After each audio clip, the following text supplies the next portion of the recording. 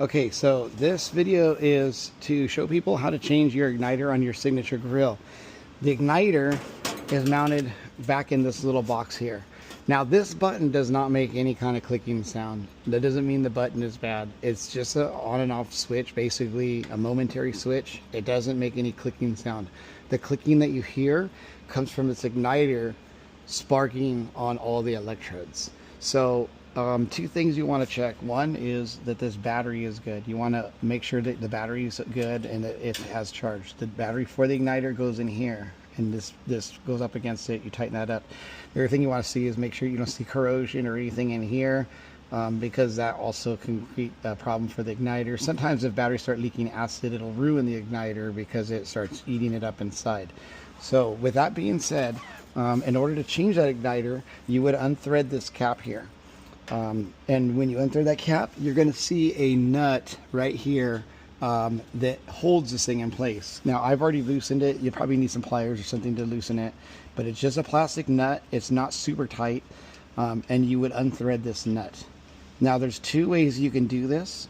You can pull the wires off of it and then lift it out. It's a tight fit. You can also finagle it out of there. This is the plastic nut. You can also finagle it out of there just by twisting it around in the right direction. You got it to get it out of this box. So what you're going to want to do is swing it around to get yourself clearance to get it out of there. So this is all the wires connected.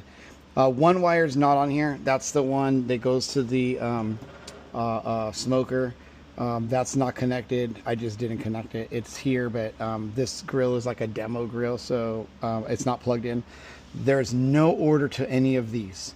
These can go on any terminal. When you push that button, all 6 of them go at the same time. So it doesn't matter where those go. The only 2 important ones are these 2. These are for the on and off switch. So basically when you push that switch, it's just jumping from one to the other. So these do not have to go, these don't matter which one they go on. You can go left, right, right, left, whatever. They are a different size than the others. So you would just basically pull these off. You can pull all of them off. Don't worry about the order of them, like I say. And this is your igniter in hand with all your wires disconnected. Okay. These are all common. They all spark the same. So you don't need to worry about the order. These are larger. These go to the switch.